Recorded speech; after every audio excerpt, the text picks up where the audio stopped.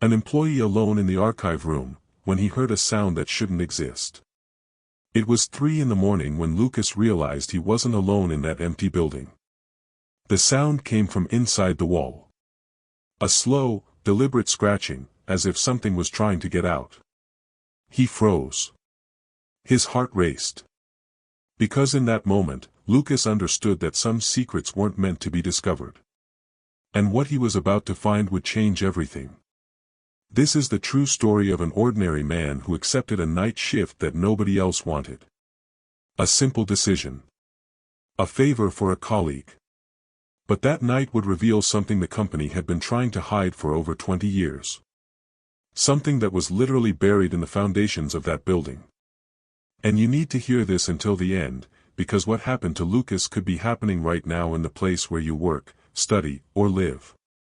Pay attention to every detail. Every sound. Every shadow. Because when you least expect it, reality reveals itself to be much more sinister than any fiction. Lucas Mendes was 32 years old and worked as an administrative assistant at a large logistics company in downtown São Paulo. It wasn't a glamorous job. Filing documents, organizing old folders, digitizing contracts that nobody consulted anymore. But it paid the bills. And that Friday, when his supervisor asked him to cover the night shift, Lucas didn't think twice. Overtime meant extra money.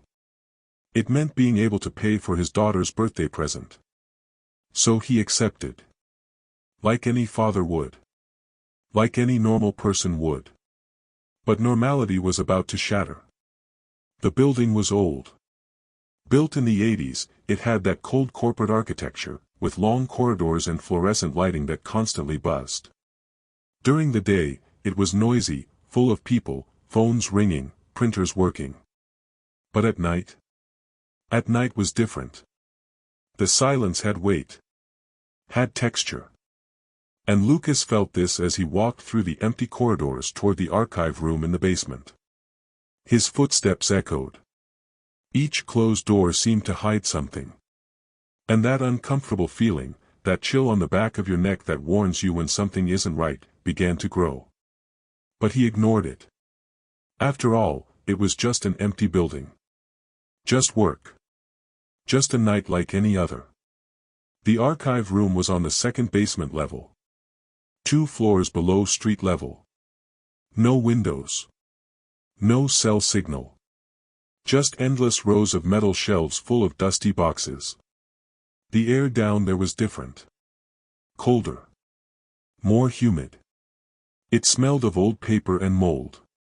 Lucas turned on the lights, the sound of the switch echoing too loud in that silence.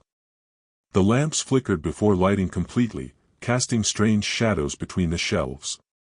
He took a deep breath, grabbed the list of documents he needed to locate, and began to work. File by file. Box by box. The work was mechanical. Monotonous. Almost relaxing. Until he heard it. A scratch. Light. Almost imperceptible. Coming from the back wall. Lucas stopped. Waited. Silence. Maybe it was the pipes. Old buildings make strange noises, right? He returned to work, trying to concentrate. But then the sound came again. Louder this time. Closer. It wasn't pipes. It was something different. Something rhythmic. Like nails scraping concrete. Like someone trying to dig. Lucas felt his blood freeze. He looked at the wall. Just concrete painted gray. Nothing special. But the sound persisted. And now he could swear it was coming from inside the structure. From inside the wall itself. He approached slowly, his heart beating so hard it seemed to echo in his ears. He placed his hand on the cold concrete. And felt it. Vibration. Light, but unmistakable. Something was moving in there. Lucas instinctively pulled back. This didn't make sense. It shouldn't be possible. But then he noticed something he had never noticed before. A thin crack running down the wall, so subtle you would only see it if you were really looking. And on the floor, right next to the baseboard, small pieces of broken mortar. Recent. As if something had been scraped. As if something was trying to get out. Lucas's rational mind tried to find explanations. Rats. It had to be rats. Or rusted pipes. Or the building structure settling. But the primitive part of his brain, the one our ancestors used to survive, was screaming at him to run. Get out of there. Go up the stairs and never come back. But Lucas didn't run. Because he had a job to do. Because he was an adult man and didn't believe in horror stories. Because he needed that money. So he took a deep breath, tried to calm his nerves, and returned to the shelves. But now every sound seemed amplified. Every shadow seemed to move. And that feeling of being watched wouldn't go away. Half an hour later, Lucas was finishing cataloging the last box when the lights flickered. Once. Twice. Then they went out completely. Total darkness. Absolute. The kind of darkness you can feel pressing against your eyes. He was paralyzed, his phone still without signal, the flashlight in his pocket seeming too far away to reach. And it was in this moment of total vulnerability that he heard the voice. Low. Hoarse. Coming from the direction of the cracked wall. One word. Just one word, but so clear there was no denying it. Leave. Lucas didn't wait. His hands were shaking so much he dropped the flashlight twice before managing to turn it on. The beam of light cut through the darkness, revealing the shelves, the boxes, the wall. Everything seemed normal. But that voice. That word. It wasn't imagination. It wasn't the wind or the strange acoustics of the place. It was real. And it came from inside that wall. Lucas ran to the door, his feet stumbling over fallen boxes that he was sure he hadn't knocked over. He climbed the stairs 2 steps at a time, the sound of his footsteps echoing behind him as if something was chasing.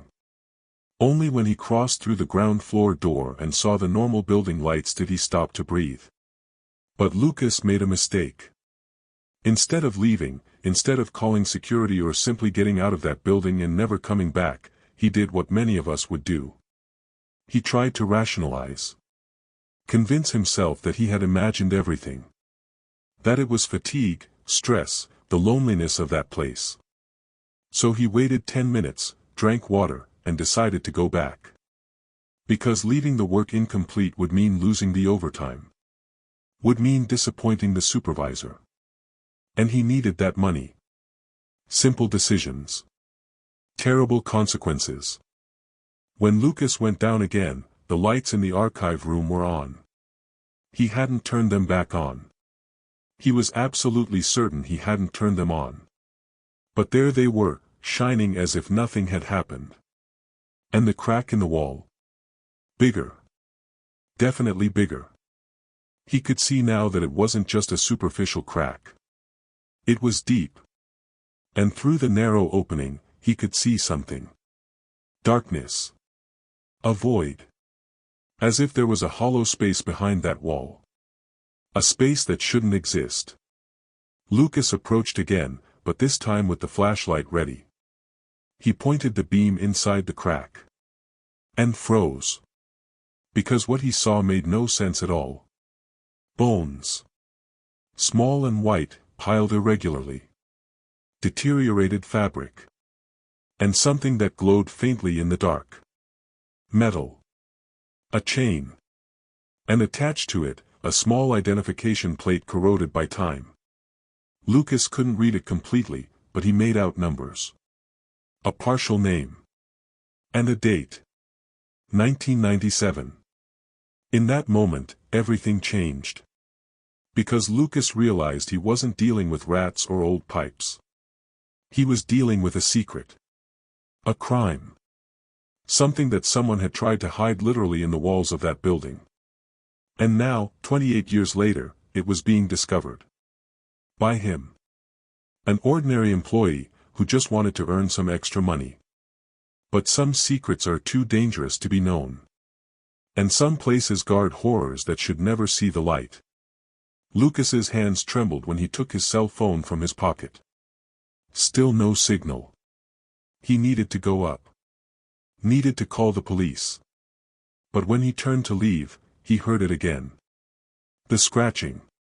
Stronger now. More urgent. And then he realized something terrifying.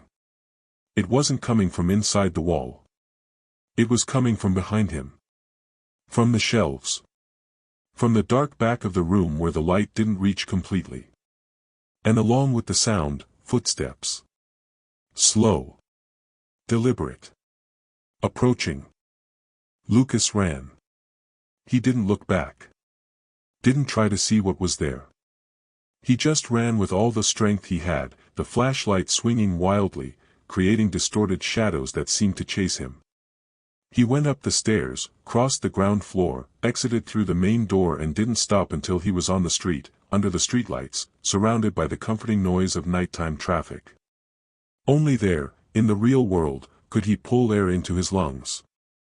Only there did he allow himself to look back. And he saw it. On the glass of the main door. A mark. Like a hand. But with fingers too long. Too thin. Pressed against the glass from inside. The police arrived 40 minutes later. Lucas told them everything. The crack. The bones. The voice. The footsteps.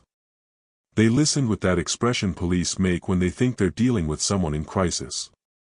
But they went down anyway. And what they found changed everything.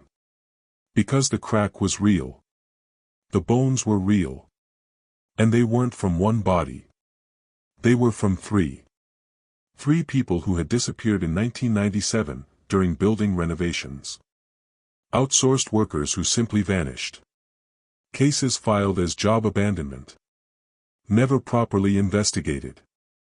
And now, decades later, the truth was literally coming out of the walls. The investigation revealed something even more disturbing. During the construction of the second basement in '97, there was an accident. A partial collapse. 3 workers were trapped. And instead of stopping the work, instead of calling proper rescue, the construction company decided to simply seal that section. Bury the problem. Literally. Build a wall over the rubble and move forward. The bodies remained there, forgotten, while thousands of people worked, laughed, lived their lives exactly above that improvised tomb. But what did Lucas hear? The voice? The footsteps? The investigators had no explanation. Old pipes, they said. Strange acoustics. The mind playing tricks in the dark. But Lucas knows what he heard. Knows what he felt. And knows that some things cannot be explained with logic. Some pains are so deep, some injustices so great, that they leave marks. Echoes. That cross decades waiting to be heard. The message here isn't about ghosts or hauntings. It's about secrets. About how institutions prioritize profit over lives. About how decisions made in closed rooms can create tragedies that reverberate for generations. And about how sometimes, someone needs to be willing to listen. To pay attention to what others ignore. Lucas was just an employee fulfilling his shift. But he became the voice for those who could no longer speak. Today, that building has been closed down. The victims' families finally had answers. And Lucas? He never accepted a night shift again. But he learned something we should all know. That the places where we work, where we live, have stories. And some of those stories are dark. Painful. But they need to be told. Because ignoring the past doesn't make it disappear. It just makes it wait. In the shadows. In the walls. Until someone finally pays attention. If you find this story disturbing, wait until you discover how many buildings around you have similar secrets. How many constructions were built over forgotten tragedies. How many places hold stories that were never told? Because the truth is this, the world is full of hidden rooms, of doors that should never be opened, of walls that hide more than concrete. And maybe, just maybe, when you hear that strange noise at night, that sound that shouldn't be there, it's worth paying attention. Because sometimes, the dead don't just want to scare. They want justice. They want to be remembered. They want someone to finally listen.